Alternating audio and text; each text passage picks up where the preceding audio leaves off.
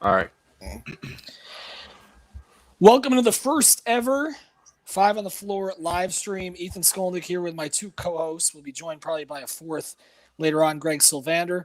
My voice is shot. We're going to try to do this anyway. Drinking his, I don't know what it is he's drinking, Alex Toledo on my left, on my right, with all of his stuff in the background.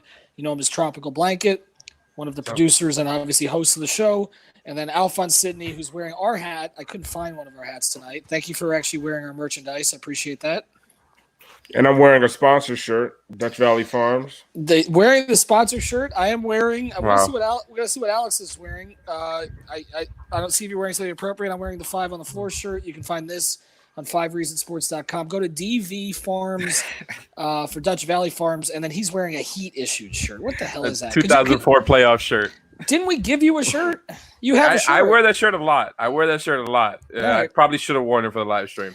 All right. We have other shirts. We have 50 items on the site now, including 11 Heat shirts. And I did notice this morning, for people who've been waiting on this, there is a global pandemic, people. Okay. So the shirts are taking a little bit longer. Be patient.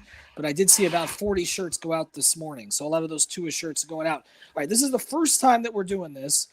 We have 3 podcasts that are out this week. We got a new one Alex and I did last night about Pat Riley's comments and kind of when the NBA might be back, the whole Orlando situation. We're going to talk about that. We did a podcast about the Aaron Gordon, Dwyane Wade thing. We did a podcast, another one about Dwyane. I don't even remember what was that about. Oh, whether Tua should take his number. We're still waiting on that.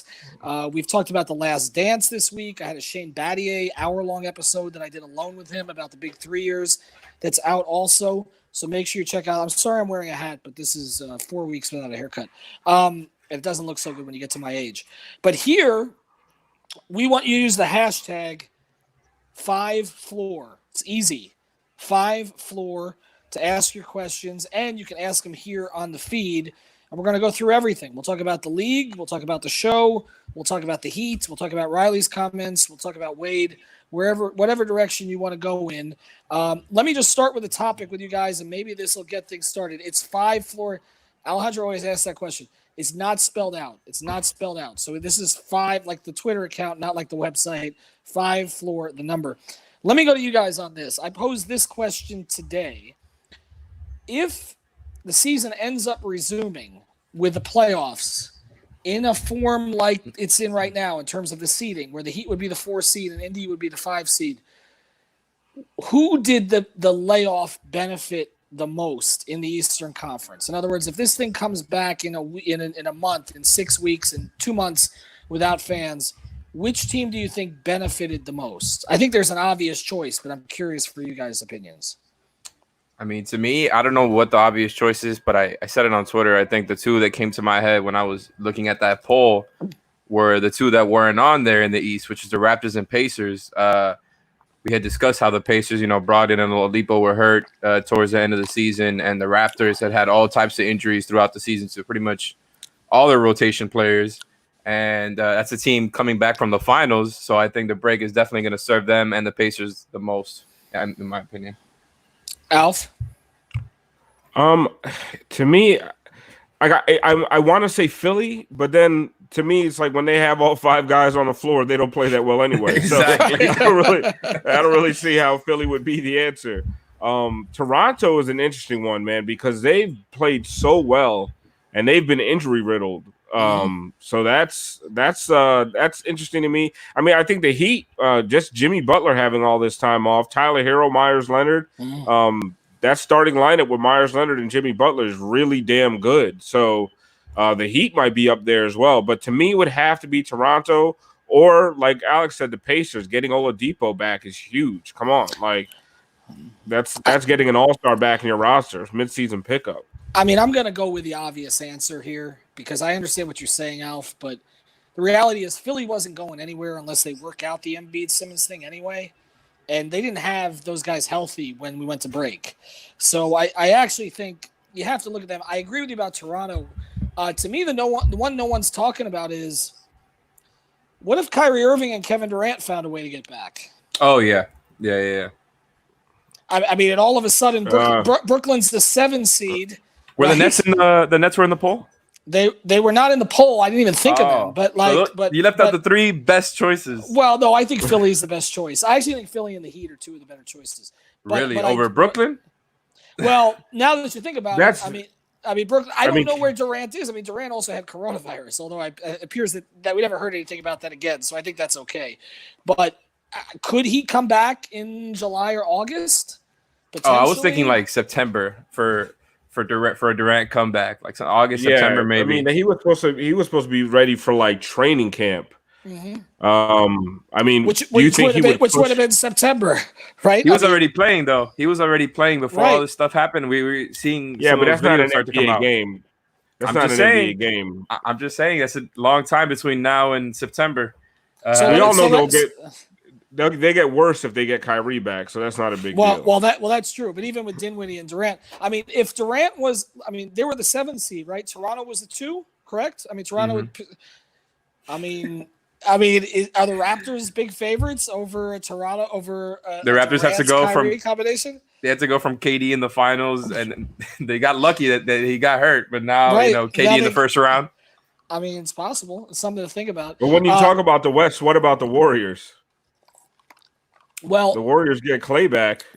Yeah, but the Warriors were so far out. They're out of the playoffs. They're out of the playoffs. They're out of the playoff chase. They play 4 games. It ain't gonna help. Yeah, that's I don't think that would have worked out. All right, we're gonna go through some of the questions as we go. I've got more questions to get to, but one of the questions that came in is, what's the plan for Dragic next season for the Heat? Now, Alex and I talked about this on the pod yesterday. I've talked to people inside the organization about the plan, and of course, it's hard to make one plan when you don't know what's going to happen, right?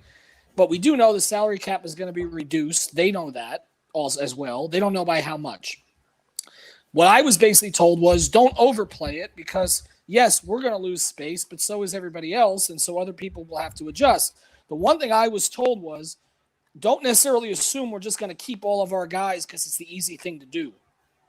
Because I think what may end up happening is other teams are going to lose players because they're not going to have the cap space to re-sign some of these guys, or the luxury tax is going to be prohibitive that they're not going to want to pay it, so they're not going to want to use bird rights to pay some of these guys. And so as a result, there may be players from other teams that we didn't think were going to be available that may be available that the Heat may prefer to maybe the 4 guys that we've talked about them re-signing, which is DJJ, Dragic, Leonard, and Crowder, right? Those are the 4 primary ones. So I think everything's on the table. I can tell you that nothing's changed from what I've heard. Dragic wants to be in Miami. His family wants to be in Miami. They want him here in Miami.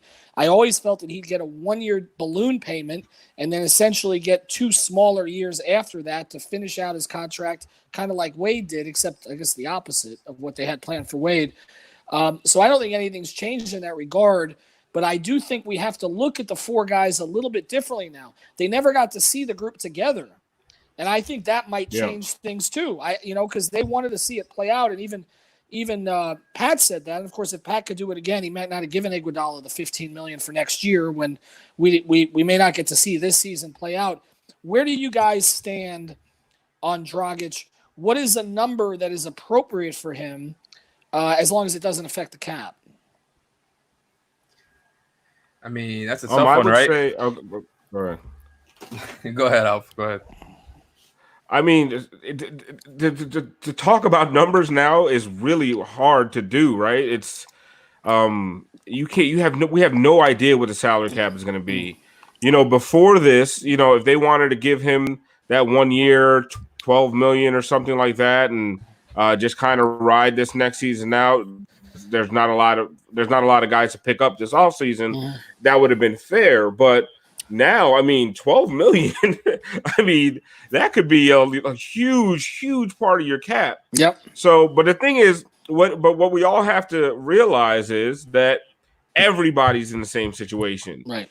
Nobody's going to be able to pay Dragic a bunch of money. So it's all relative. You know what I mean? So if the Heat were in a good financial situation going to the summer or better than others, they're still going to be in a better situation than others are. Like, no one's going to open up the checkbook for Goran Dragic if the salary cap money just isn't there. Like, it's what's going to happen is it's not going to be up to the Heat. It's going to be up to the market. Right. The market's going to dictate how much Dragic is going to get.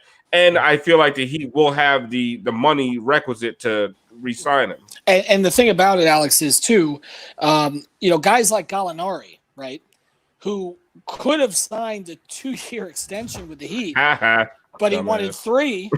Okay, if he signs the two, he's taken care of. Now he goes out as one of the 4 or 5 best free agents in this class. That's what he gets. There's no money. There's no money. He could have been on a contender right now. Could Gallo be your pickup at the mid-level exception? No, I don't think. No way. He's not turning down the extension for the mid-level. No way. Who knows? You think the market will go down by that much? They don't know. I talked to people inside this week. They don't know. I think one of the big questions is there's a couple things that play. There's so many things that play into this, but one of the things that plays into this is, does the NBA decide to stretch out the salary cap hit? So maybe the hit is not all in the first year or 2 years. It's going to be over 4 years. You could do that. Remember, the cap already took a hit because of the Daryl Morey comments about China. So now you have this. But the other thing is, how much of it can you recoup? I keep saying the NBA wanting to play this season is not about taking care of the players. It's not about taking care of the fans. It's not about any of that. It is about TV. That's what it's about. If they don't play these games, there is a ripple effect, okay?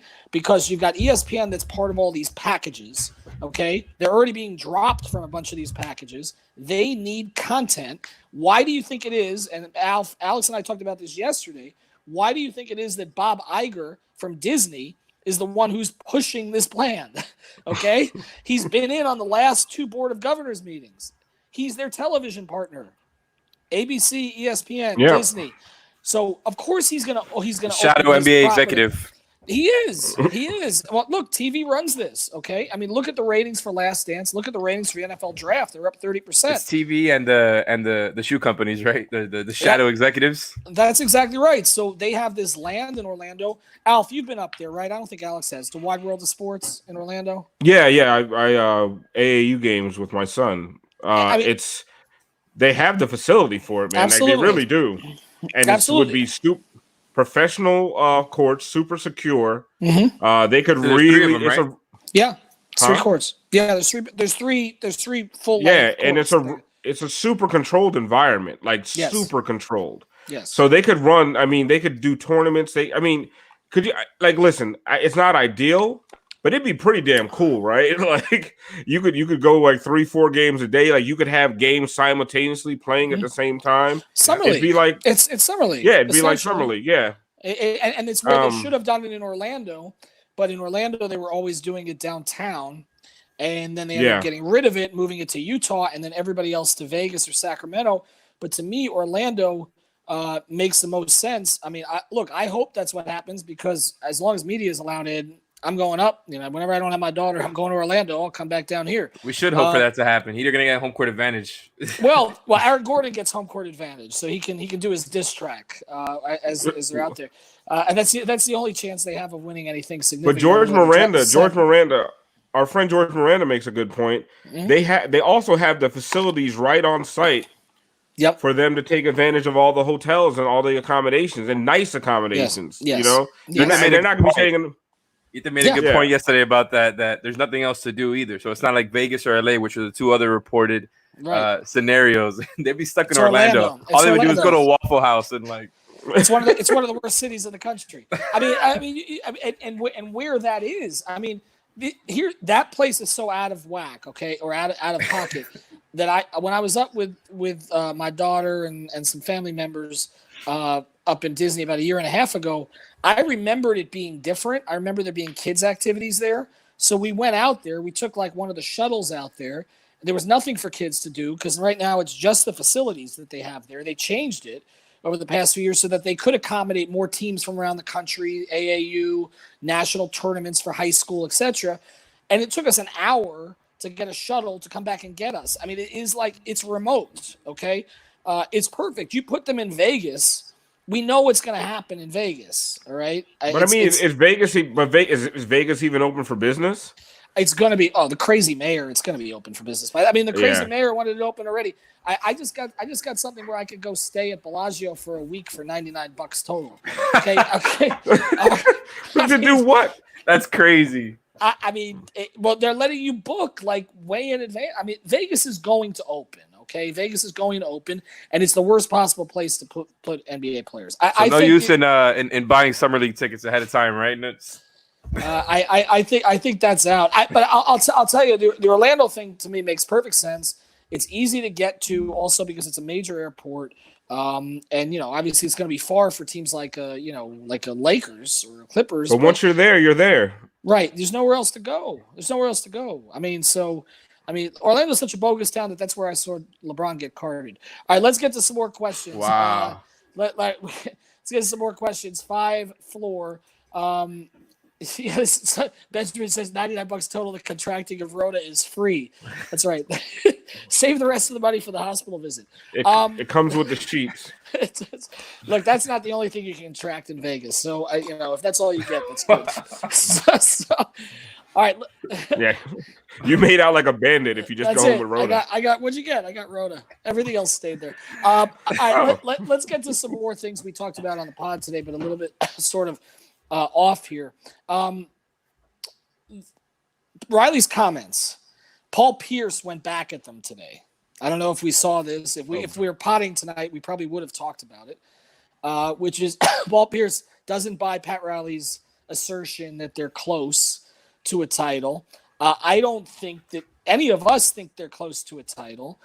I don't know that Paul Pierce is the person I would trust with an opinion on this.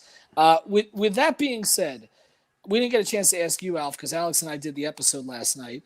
What did you take anything from Riley's comments other than just being seen, just being visible? No, I mean he's just.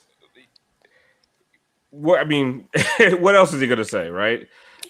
He's always gonna, and honestly, he's not completely wrong, right? Mm-hmm. They have a good foundation for a really, really good team. They just need a superstar. And a lot of teams can say that, but actually that's not even true. There's not a lot of teams that can say you add one guy and you added Giannis or Bradley Beal or somebody like that to this team, and they're first in the Eastern Conference, right? Mm-hmm. Or the top 2, and they're a contender. So when he says Boston they're close, would be 2, Toronto would be 2, Philly. Well, I don't know what Philly would look like, but yeah, I mean, not home court advantage. They wouldn't be the top 4. That's what we know about Philly.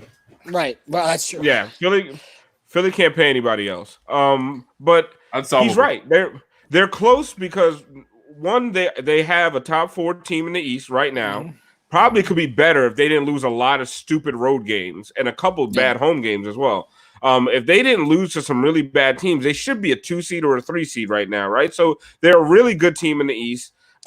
And they have a ton of flexibility in the future. So that's part of it when you talk about a team that's close. It's not like they're the Sixers and they can't get over the 5th seed and they're completely tapped out as far as resources are concerned. They're a top 4 team. They should be better than they even are already, and they have a ton of flexibility. That's a team that's close. Well, Pat kind of glossed over the last 3 weeks. Spoelstra didn't when he talked to us. But Pat kind of glossed over it. He just, now you can just look at the totality of it, 41-24. You don't really talk about blowing the 25-point lead against Charlotte, right? It's sort of been forgotten. Yeah. I mean, the reality is they were not playing great basketball when the break came. They weren't. Now, does that mean they're not close? No. But I think what this team needed was a playoff run where Tyler Hero, Kendrick Nunn, Duncan Robinson, Derek Jones Jr. got a taste of that. And Bam Adebayo, frankly, in the current role he's in, where the 4 of them got a taste of that, where Jimmy had a chance to get frustrated with them, where Jimmy had a chance to break things down. One of the things I was told by somebody close to Jimmy is we hadn't seen the real Jimmy yet. That when you give Jimmy 2 weeks to break down an opponent and really lock in on an opponent mentally but also intellectually, that he's a different player. And we saw that last year. We saw that in the playoffs where he's Philly's best player. I wanted to see that. And again, so a lot of this, I think, will have to come down to what format the playoffs are in also. But do I think they're close? I think we're underestimating how close they are because I think what we do is, and Alex, I understand why you're doing it too, we talk about names, right? We talk about a Beal like a Giannis, okay, or somebody like that. But Beal and Giannis weren't always Beal and Giannis. What Bam is now is not what Bam's going to be. I mean, in 2 years, we might talk about Bam like people talk about Giannis, okay? And so I think that's where sometimes fans get hung up on the names and don't realize the player you have. I mean, look at Boston right now, right? all the talk in Boston was, are you going to get AD? Are you going to get this guy or that guy? They got Kyrie last year, right? Who's going to be the centerpiece of the franchise now right now? It's Jason Tatum. Yeah. Right? A year ago, you wouldn't have said that. You would have said you hope he becomes that. But right now, Jason Tatum's the best player on that team, and they have Kemba Walker. Well, I think he had those expectations last year because of the playoff run the year before when he but dunked on LeBron. But not this quickly, though. I mean, his ascent, he made the leap this year, right? Yeah. And it kind of happened between December and February. Like, it wasn't right away. It, like, happened because... But also, Ethan, there's a good point you're making is when to be close, you have to have a guy that other guys want to come play with. Mm-hmm. And Bam is that guy. And, yes. and it's not just going to always be the Giannis's and the Beals. Sometimes it's going to be the Battiers and the Ray Allens and the Birdmans and, some of the ancillary players that play a major role in winning a championship. The Mike Millers of the world. So when you got a guy like Bam, who's a rising superstar, who seems like a great teammate and an easy guy to play with because he's so unselfish. Right. That's part of being close. You have the building blocks in place where other guys want to come play with him. And there's a benefit to being close. One of the most interesting things I thought that Shane Battier said to me in our conversation was that if the Heat had won in 2011, he wouldn't have come to the Heat because he wanted to be part of getting them over the hump, right? Now, Ray came anyway. KD said the same thing about the Warriors. And that was garbage. I mean, it's trash. But they won. I couldn't believe him. I don't think he would have done it. Maybe not. But I mean, look, if the same thing could be said going forward about Giannis. But I think if you're close, but it's perceived that you can be, a team is close, you perceive you can be the piece that gets them over the hump. That is attractive to veteran players. They want to be the guy, right? Even look at the Last Dance doc, right? Okay, they had for years, they had Charles Oakley, right? But then Horace Grant replaced him, and then Rodman became the piece that got them over the hump for the last three. Like, there is always a third or fourth or fifth or sixth piece that can be that piece, and I think there'll be some players that actually want to kind of do that. So, I think Riley's comments to me. He's sort of exuding optimism, which I understand, but I think he's also sending a signal. He kept talking about all our good young players that he wanted to see in the battle, right? I mean, he wants to see them in the battle in part because he wants other teams to see him in the battle too. I wouldn't buy too many Nunn jerseys. Okay, I think Duncan's here for good. I think Hero is, but I wouldn't guarantee that either. I think that.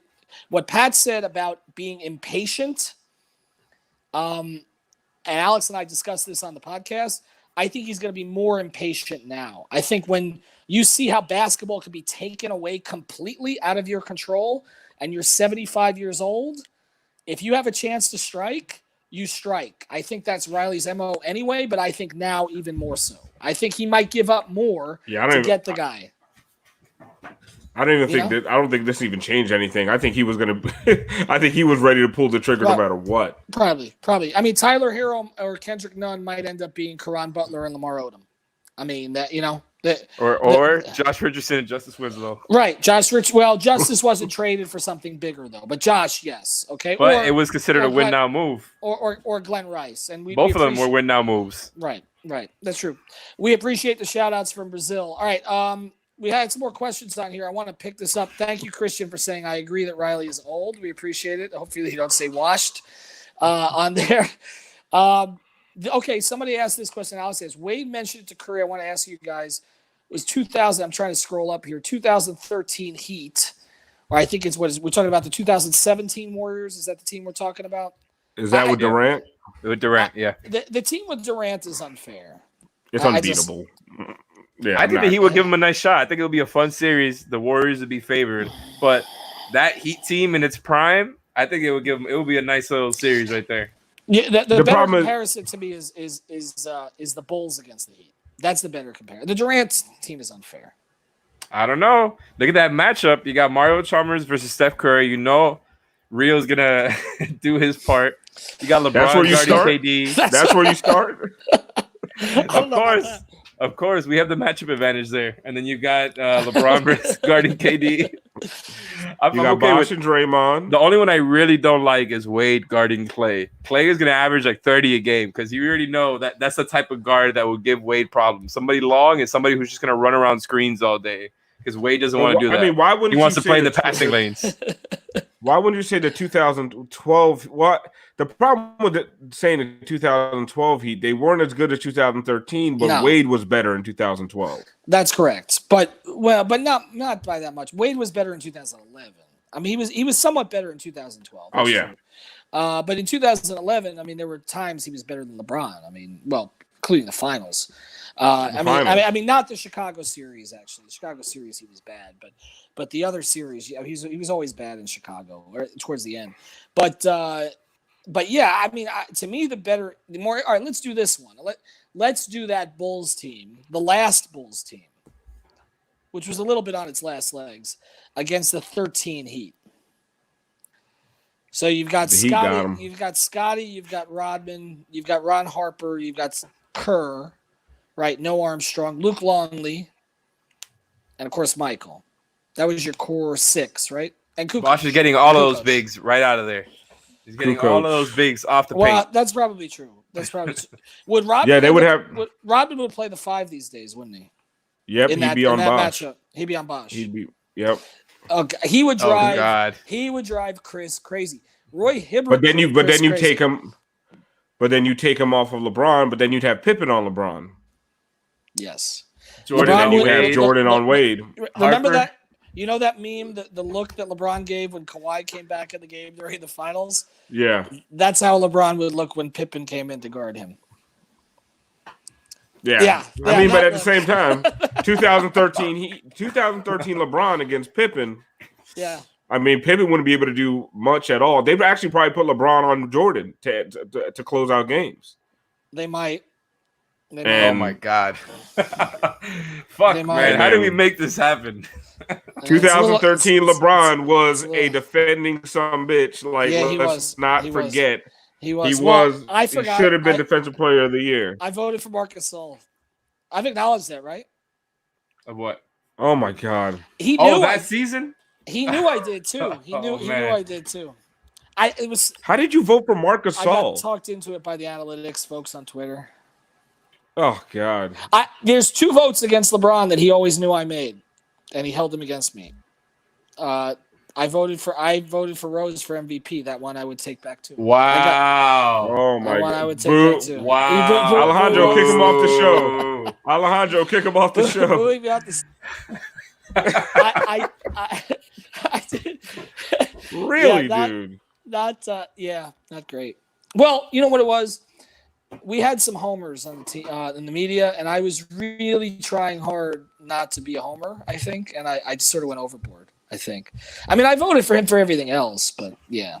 Honestly, I thought that year Dwight was the MVP, but I think Dwight should have been second. Actually, if you had said Dwight, I wouldn't even gotten mad at you. But to put for Rose, oh my God, I felt bad about the Rose thing about the end of Game 1 of the Eastern Conference Finals that year.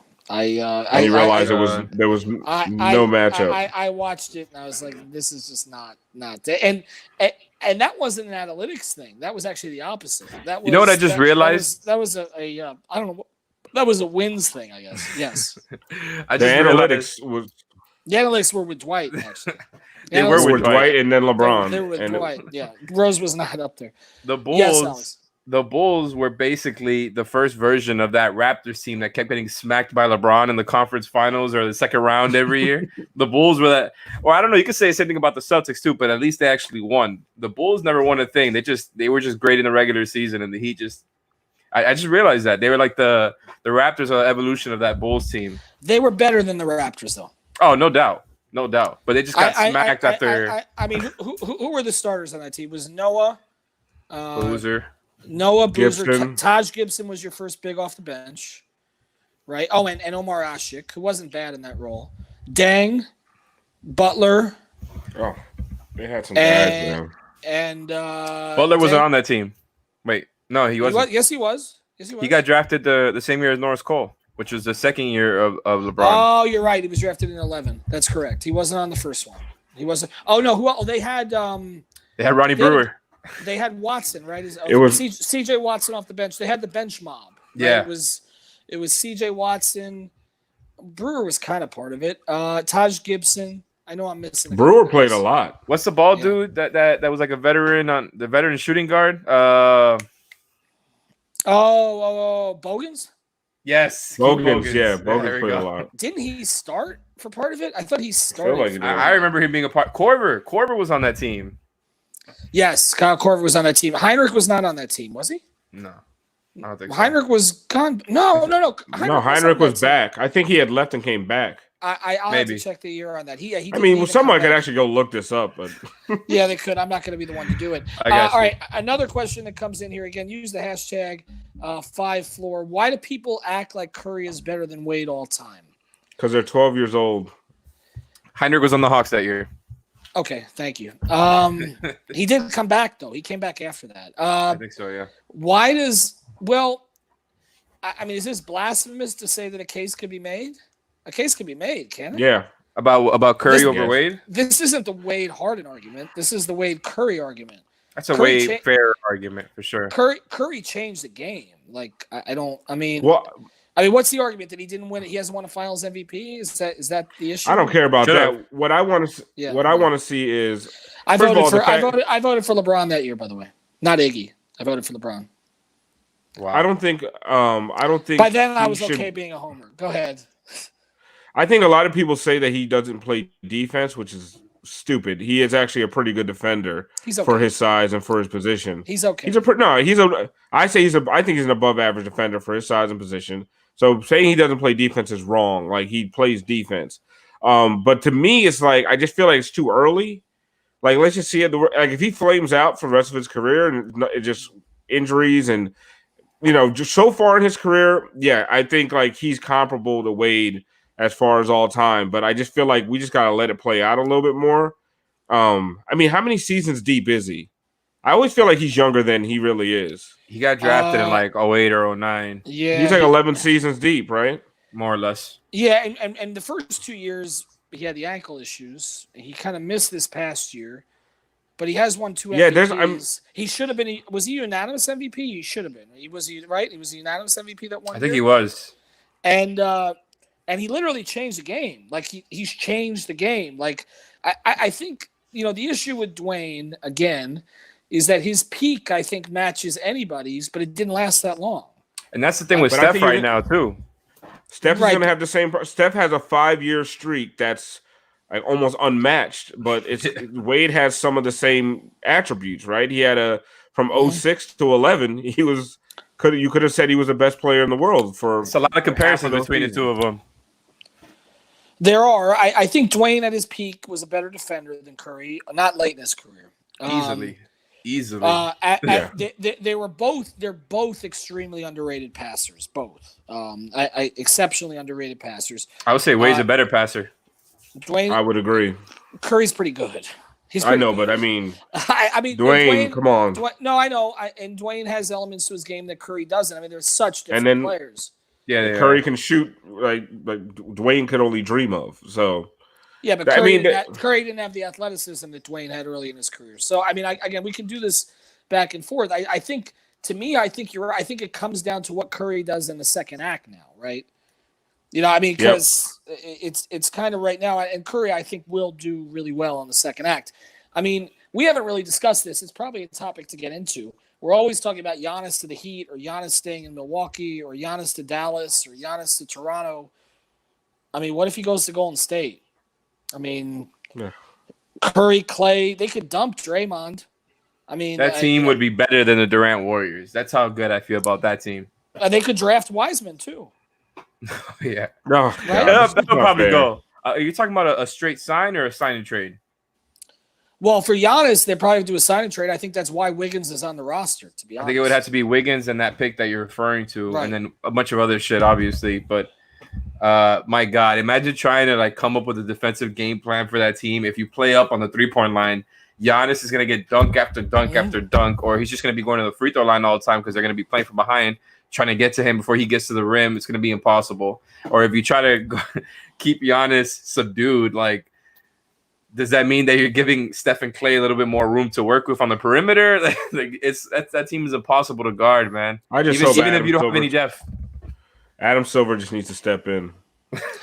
Well, but he didn't step in for Durant. How would we feel about this? Because Durant got such, bleep for doing it, but the Warriors are not coming off a title. They're coming off being one of the worst teams in the league. But we know what's going on there, man. Come on. I understand. So how would Giannis be perceived? I mean, San Francisco They will call him a bitch, same way they did Durant. People love Durant until they did it. Yeah. And then honestly, Giannis is a much more likable personality than Durant. And that would be why they would get on him so bad. Exactly. They would get. That would be why they got on him so bad, because they were like, no, you were supposed to be that guy that cared about the city or about competition more than just throwing it away and winning a ring. So he would basically be called a sellout. Like, he'd be the biggest sellout in NBA history. Well, in people's eyes, like, it's not whatever. That'd be the perception. Well, you already know. Look, the LeBron stands, and again, you know where I fall. I am kind of a LeBron stan, but I don't go to the levels of Nick Wright where I'm licking his boots. Okay, the LeBron stands are already out there. Basically their claim is that LeBron would have more titles if Golden State hadn't added Durant and all the rest. It's probably true, right? I mean, LeBron probably has 4 right now, right? Instead of 3. I mean, he beat them, but he didn't beat them with Durant. So he probably has 4. So that's the narrative that's going to continue to be written, is that Giannis and Curry. I think I think it looks bad for Curry in terms of his narrative, because it's, to beat LeBron, you had to go get Durant, and now you got to go get Giannis. I mean, and then the one time that they did beat LeBron, it was the year that no Kyrie, no love. No Kyrie, so people put that on him too. He didn't win Finals MVP. Right. So I think he's going to end up being one of the most disrespected superstars ever. Right. But the circumstances are what they were. What they were. Well, and Durant is one of those too. I mean, as some people don't really give Durant credit for the title because he teamed up. I mean, we don't do this to the 80s teams. We don't do this we don't say McHale's titles don't count because he played with Larry Bird, right? We don't, but it's over time. Like, a lot of that stuff just gets erased. And, and then somehow, like, teams like the Pistons just get eternally ragged on, even though, they beat all the greatest players of that generation. So it's just over time, like, history has a way of rewriting itself, right? And we talked about this with the revisionist history on some of this Bulls stuff that we're watching on ESPN right now. There's a lot of bullshit, if you don't mind the pun. Like, it's a lot of crap that, like, it just, people rewrite history. So it all depends. I think Steph will, because of the way he changed the game, because of his 2 MVPs, the MVPs really, really help. Yeah. Like the regular season MVP, 73 wins. It's hard to erase that from history. Yeah, it's hard to erase that shit from history. But they're not going to erase 73 wins. That's for sure. What's going to happen? LeBron did, but yeah, that's right. You're not. Steph is going to be raised up to prop up LeBron, because they're going to raise up Steph's profile to show this mighty guy that LeBron either beat one time or couldn't get past. So if you discount Steph, you're discounting LeBron, because Steph beat LeBron 3 times. So they're going to prop Steph up the same way they prop up Jordan. Right, but my other question is, okay, so LeBron, like Kawhi to me has become LeBron's foil. And in some ways, I mean, it was Paul Pierce for years, right? And then, and then Durant. But in a lot of ways, it's Kawhi now. And he beat Kawhi once and lost to him once, but Kawhi was not in his prime. And now they can't play in the finals, right? And last year LeBron's team didn't do its part, didn't even get to the playoffs. They can't play until the finals. I think some of LeBron's legacy may be written on these Laker-Clipper series. Like, everybody talks about the 3 and 6. He may not get to the finals if Kawhi's playing at the top of his game, right? And that's something that Jordan always did once he got to a certain level. Like, that, you weren't. None of those teams in the East were beating the Knicks, of Ewing, or the Reggie Miller Pacers. Like, they were not getting past, or the Hawks, who had some pretty decent teams at that time. They were not getting past Jordan. There's a legitimate foil in the same city now for LeBron, and so he may not get to some of these finals. And I just wonder, what does Kawhi have to do? We've gone off track here a little bit, but you send questions at the hashtag 5floor. What does Kawhi have to do to pass LeBron in this era? Is there anything he can do? I mean, he's won championships for two different franchises. Pass him. No, he would have to win a lot. He would have to like dominate the next few years, and he'd have to grow a personality. That's not going to happen. Well, like he's just never going to be a star. He's never going to be a superstar. Like he's just not.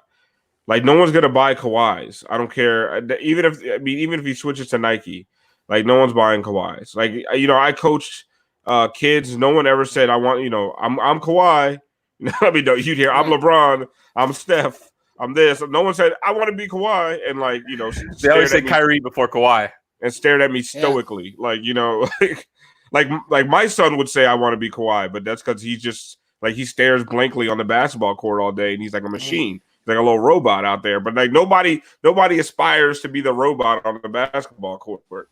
So I mean, that's part of it. There is a media push behind the superstar. And Kawhi will just never get that push because he's never going to give the media anything to talk about. Well, Curry, I mean, most kids want to be Steph, right? I mean, you talk about that, like most of the that's cute, Alex. Most of them want to. I mean, they want to be Steph. I mean, that's. I mean, I think more so even than LeBron. I mean, he's changed the youth game more than anybody else. It's interesting. Look, Kawhi could get to 4 titles before LeBron does. He's ruined the youth game, by the way. Who has? Curry? Yeah. Curry. You got these little kids pulling up from half court all the time, and it's like, my God. You don't have the long-term vision, though, man. Could you imagine how good of a shooter they're going to be by the time they get to high school with all that shooting they've done since they were little?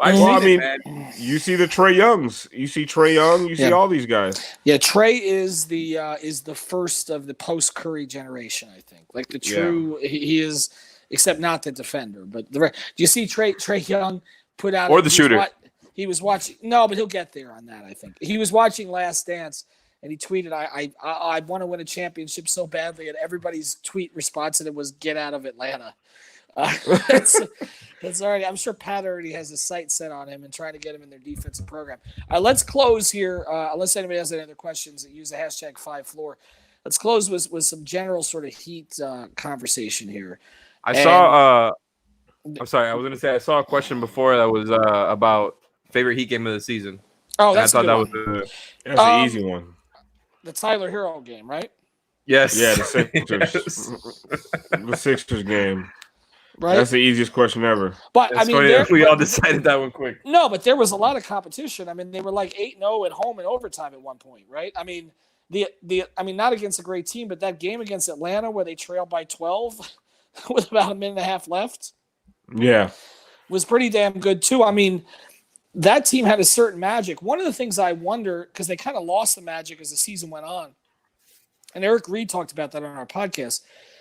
I just wonder with the delay, can you recapture that? Like, I know the team is trying to keep the guys engaged and they're doing these Zoom workouts and all the rest of it, but that team had something, and then I felt like it got lost with the trades. Right? They were trying to put it was lost before the trades. Like it was lost before the. Yeah, it was. The problem was they couldn't get a cohesive unit on the court. Right. You know what I mean? Yeah. Like they couldn't coalesce at all because the starting lineup was changing every day. So the one thing hopefully was the trades were going to do was give them a solid bench, a solid core that they could play night in and night out. And they never and honestly, I thought they were starting to gel a little bit, but COVID happened. So now they got to start that whole chemistry process over. Man, that's just going to be tough. It's going to be really, really tough. Yeah, it's going to be tough for all these teams. I just think it's going to be really tough to get to a representative sample of no matter what kind of playoffs you play. It's going to be tough to make it legitimate. I just think, I think it's going to be hard for the right team to win the championship, whatever they play out, because there's so many factors going on. You don't know how guys have worked out. Alejandro mentioned the Bam alley-oop. That was to send it to overtime. That was one of the better games of the season. I mean, there were a lot of great games. We talked about Paul Pierce's comments a little bit earlier, so check that out. We got into it. That's Paul Pierce being a bitch, basically, right? I mean, essentially. I mean, he just can't. I don't know. He just can't get over the whole thing with the Heat. He just has he can't. I mean, Kendrick Perkins, one of our all-time favorites. He now has Riley and Spoelstra among the top 5 coaches of all time. Oh my God! We can't. That's even a show topic. How right was he? Spoelstra was too low. Number 5. Yeah, that's. It's too low. It's pretty good. I mean, it's funny how the narrative has changed here, where everybody kind of has Pat third or fourth, where for years it was first. But then it's hard to deny Phil with 11 rings. and it's hard to deny Pop. And it's hard to deny Pop. So I think he kind of, then it's like, okay, Auerbach or Riley is kind of the way that goes. But to have Spo as the only modern coach, I guess Kendrick Perkins was good for something other than being destroyed and played off the floor in the 2012 finals. All right, let's end here. After what we heard the past week, facilities starting to open up, possible plan in Orlando. Again, the Heat have been pretty accessible. Quickly, you think there's going to be a season now, Alf? The Orlando thing is so intriguing, and it makes so much sense among this time where nothing fucking makes sense. Yeah, and for you to have something that makes that could actually work, and when you think about the logistics of it, it's like the perfect scenario. You're in a town where there's not much to do, where they basically have tons of facilities that are not being used right now. They have that wide world of sports that can be secured very, very easily. If you've ever been there, there's one way in, one way out. Mm-hmm. You could test guys. I mean, you could really make it where it's as safe as humanly possible. And if that's the case, then why not? Right? Why not play 10 games or 5 games to finish out the regular season, whatever it takes to get everybody to the equal number of games, and then go right into the playoffs? Like, I don't think they can go right into the playoffs. I think we talked about that before. Every team has to play the same amount of games. Do whatever you have to do to make that happen, and then just go forward with it. But what's the point? The only thing I keep saying about this is, what is the point for a team like Atlanta or Charlotte or Minnesota or Phoenix? It's not for them. We know who it's revenue. Yeah, revenue is why they would do it. Listen, but also they want their paychecks. Yeah, but it's sure like we talked about in the show. You have the teams on the West that are just outside of the playoff race that want to actually get their chance. Like the Blazers, we're talking about it. We said on the show how the Blazers were in the conference finals last year. They're out of the playoff race now. If they were to just start the playoffs right away, we would be seeing John Morant as the 8th seed with the Grizzlies. And it's like, there was like 4 teams that were right there. I know it wasn't that close. You said it was separated by like 3.5 games, but I know they're all going to be complaining. All the players want the season to happen. All the people that are going to benefit with revenue sharing want the season to happen. I think it's going to happen. It's going to be like a maybe 5-game sample size, and they're going to try to start the playoffs, and they're just going to try to make it happen with whatever works. Like it's clear that they've made it their priority to make the logistics work somehow. And it's going to be without fans. It'll be without fans, and it'll be probably best 2 out of 3 for the first 3 rounds maybe, and then play it out there, right? And let the guys go home when they're finished. To me, the big tell was LeBron coming out and saying that he wants to play and they should play. They Players Union. Played at the Players Union, and also he and Adam Silver kind of move in lockstep. It's not a normal – it's very similar, actually, to the Jordan-Stern relationship, which I think you guys saw in Last Dance, which was always like that. But in a lot of other sports, like, it's not like that. And the NBA – but Silver, I just know from many conversations with LeBron about Adam Silver, how much he respects him. They don't diverge. Like, even if he doesn't agree with certain things that ownership does, he doesn't equate Silver with that. I really don't think LeBron – first thing – LeBron was one of the first ones who came out and said, I don't want to play without fans, remember? And then and then now he's come out and basically said, I want to play, which would be without fans. So he's essentially given his blessing. Adam Silver has enormous respect for him. It's mutual. I don't think that's an accident. I also don't think it's an accident that Riley came out this week and talked. I don't. I think that they're prepping people for some kind of a return. And I think we're starting to see that. So whereas I went to being extremely negative on this past week, I'm starting to think that things are starting to turn around. Of course, until the second wave comes and kills us all. But I think that's where we're headed. One more thing. So let's say that were to happen, right? Let's say we get like a small end of the regular season to smooth out the standings or whatever, whether it's 5-10 games. Let's say we get that, and then we get the playoffs after. Let's say it ends up being in Orlando. So would everybody, the entire NBA and whoever's going to be involved in those games, just going to be staying in Orlando for like 2-3 straight months, however that period would be, or 1 month? You got to quarantine them. I see that, but that's why I think we're looking at short. That's the struggle. You're going to take them away from their family during a pandemic. Bro, they could probably bring their families. Probably could bring their families. I mean, you're going to bring your family on some flights? The one thing that Orlando has... Come on, it's private... They have private jets. The one thing and they're sick of their families anyway. They want to get away from families at this point. I mean, because there's also a lot of side pieces that are waiting for them to get free. I wonder if those will There's a lot of girlfriends. There's gonna be a lot of girlfriends showing up in Orlando. That is the untold story of this NBA situation during the pandemic. Okay, I'm not gonna say anyway. We saw it at All-Star Weekend. It's problematic. It's problematic for a lot of these guys. I'll just put it that way. I would say if you take a look at what's going to happen up there, first thing, there's more hotels in Orlando than any place else on earth. So, I mean, even if they're all staying, the Waffle House and the Days Inn, I mean, there are places to stay. And as far as how long, Alex, that's why I'm saying I think that the first couple rounds will be 2 out of 3. I don't think they're going to do 2 weeks for the first round and 2 weeks for the second round. I feel you, but don't you think they'll be trying to connect on all the playoff revenue? But they'll figure out as much as they can. But I think the first round will take a week.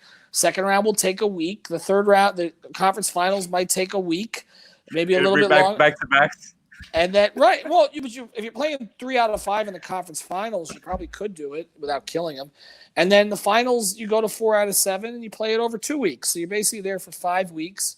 The other thing is you got to figure out how long is the training camp going to be. I mean, I guess it was reported that they needed 25 days. Well, if you need 25 days and it's all going to be in Orlando, then yeah, you are looking at 2 months. I mean, you are looking at 2 months. So that becomes challenging. It's a lot. It's a lot of time. I wonder if any players will opt out.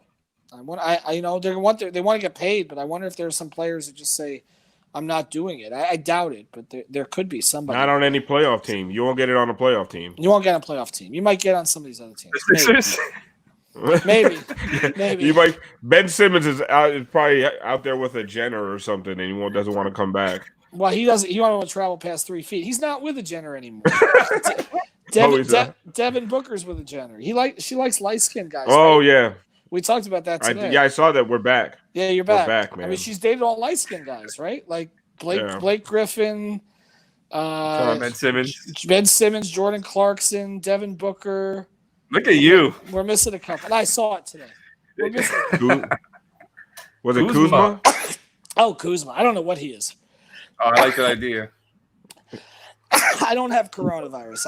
I have allergies. People were looking at me today like I had to pick up my car because I had to get it fixed. And I'm sneezing into my mask, but it's April. That's what I do.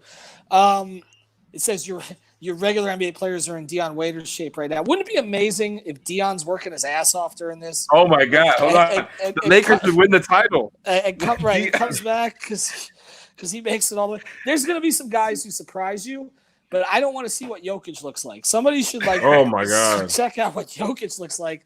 Who is the Heat player now that would be most likely to get out of shape? It's not Myers Leonard. It's not Jimmy. No. I can't think of a guy. It's almost like you can't think of a guy who would dare. It's not. Like, it's not Iggy. I mean, Iggy hasn't played for 8 months anyway before this. UD just finally let it go. No. I've seen UD's workout videos. Did you see people were trashing him for working out in the gym? He went back at him because he has a gym in his house. You didn't have to work for anything in your life. I'm like, do you know his story? Seriously? Oh my God, really? Do you know his story? I saw Jay Crowder working out. Like, I don't know of any who would slip. I mean, there were obvious guys before JJ and Dion, right? And but all the guys that might have slipped are gone now. I can't think of. I would have said Justice if he was still here too. Maybe someone said Solomon Hill. Maybe. Oh yeah. Would they know? They think he's justice anyway. Duncan Robinson. Only I can say that. Chris Silva. I'm just going off. Derrick Jones Jr. needs to put on weight. Yeah. I don't. Who would get out of shape? That'd be a good thing. Yeah, everyone's agreeing with Solomon Hill. Solomon Hill's going to come back and kick all your asses. I mean, who is it? Somebody said. I mean, would it be amazing if by the time they come back, KZ Okpala has transformed into Giannis? It's possible. It's been enough months. That would be amazing. I agree. But somebody said this is an interesting idea here. Somebody said they should do the March Madness format and make it interesting for the playoffs. Just oh my god! Single elimination. Yeah, no, but they need more money than that. Yeah, they need to extract the money. Yeah, I don't know that they. I mean, it'd be fun as hell, but I mean, can you imagine the pressure in that? Oh my god! Could you imagine? Could you imagine if Spo calls a timeout at the wrong time? What Twitter would be like after that? My god! Oh god! After a one not game even the sample timeout. size, Once they leave in somebody who's been shooting bad for like 3 extra minutes, people are gonna go fucking crazy. This is an excellent point by Dave Johnson. Like, what if Jimmy comes back and the jumper is right? Like, right. He's been doing nothing but working on that jumper. Like, could you imagine? I mean, Jimmy's been a top 8 player all year with a broken jump shot. Yeah, and everybody around him, I kept saying, is it the wrist? Is it the wrist? And everybody around him kept saying to me, it's just confidence. He just needs to see it go in. I can't imagine that. It had to be something physical, right? Or his legs. I think so. It had to be something physical. But maybe the wrist is healed now.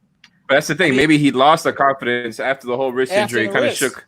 He used to. I don't know, Alex, if you noticed, but in the locker room, he would hide his wrists from us sometimes after games. I never noticed that. Yeah, I don't know. I still think there's something to that. I mean, Philadelphia's doctor's not known as the best. Listen, man, I broke one wrist and sprained the other, and I still have problems with that. All right, I don't remember exactly what Jimmy's was, but like doing push-ups now is still bothersome on my wrist. So I can imagine the wrist still bothering him a year later.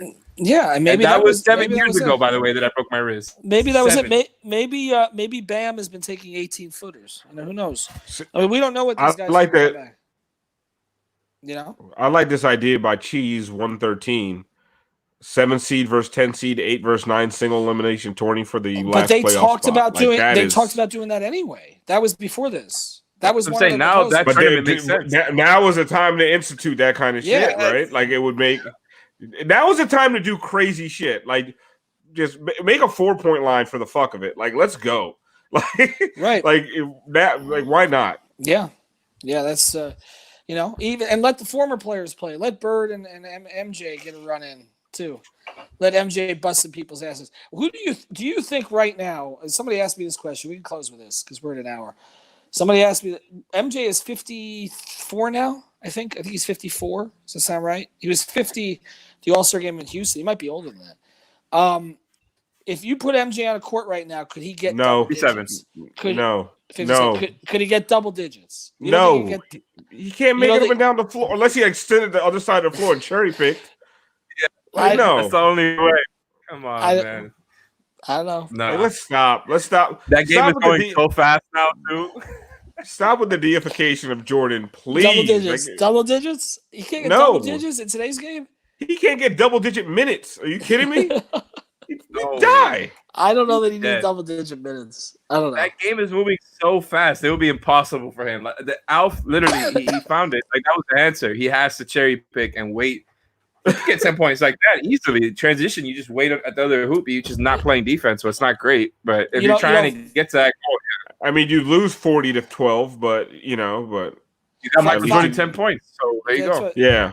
5 years after Tim Hardaway retired, he was playing in some, I don't know. It wasn't even like a JCC. He was just he was, and I went to go write a story on him, and he was busting people's asses at age like 48.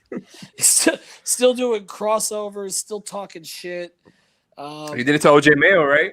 High schooler OJ Mayo. OJ Mayo. I think there's some guys, man, that probably could. You don't think LeBron, in his condition, when he's 50 years old, is going to be able to bust some asses of some guys that came after him? Yeah, I mean, if we're talking about a one-on-one half-court situation, yeah. But we're talking about an up-and-down NBA game. Like, come on. Like, Like, let's get. I mean, Dwyane Wade wasn't running back at the end of his career. He was like 35. Like, Yeah, come on. Dwyane also was dropping 15 to 17 consistently last year. I don't know. But he was in a lot better shape than Jordan is right now. He's saying he's 57. I mean, he's old. Of course, he's old. Okay, whatever. The one counter argument is Jokic.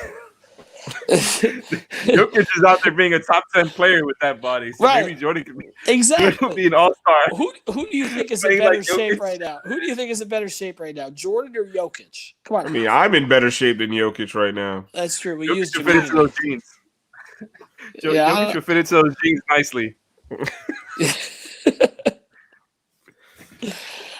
Jay Will's the good one that was mentioned. Some of these guys, they go to the JCC, they just beat up on Jewish guys.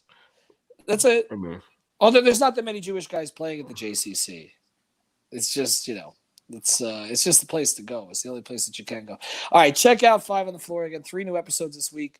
I feel like our Shane Battier episode went under the radar because of all the draft stuff. So make sure you check that out. Also, next week we're going to start bringing sponsors on. I do want to thank our sponsors. I'm going to mention as many as I can here. Seltzer Mayberg Law Firm, Andre Law, MacaInc.net. That's if you need your place sterilized, which you do. That's with a C. That's with a C. Sorry about that. Yeah, not MAGA, Maca. You know me. LouisPeters.com if you want your insurance needs taken care of. Christopher'sBakery.com /5 reasons for great Nilla wafer cakes. I've ordered one. I'm going to order another one. Use the code 5 reasons, 15% off. Apollo Leaf for all your CBD products. You'll get 25% off by using the code HEAT. Who am I forgetting, guys? We got more sponsors. Oh, Gonzalez and Tybor. Louis Peters. I mentioned him already. Gonzalez and Tybor, if you got a bankruptcy issue, which you might know somebody who does, bankruptcyisgoodforyou.com. Get your credit picked up. Go bankrupt. The government's doing it. You might as well. And all these other companies. I saw today that which one? A big clothing company. Neiman Marcus. Yep. And then what's the like the mail order clothing company? I always forget the name of it. LL Bean, maybe? I think they're going bankrupt. All these places are going bankrupt. So you got to go bankrupt. Go to bankrupt. I don't think that had anything to do with COVID. If we're doing mail order clothing, I mean, probably something wrong with your business model was not made to stand up to.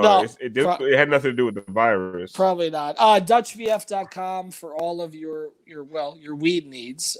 They're based out in Oregon, so DutchVF.com. Am I missing anybody? Community. It's another buddy of yours. About the CBD sponsor. I mentioned them. Apollo Leaf. Yeah, he's got the Dutch Valley Farms T-shirt. So we appreciate all of these guys. We mentioned Community as well.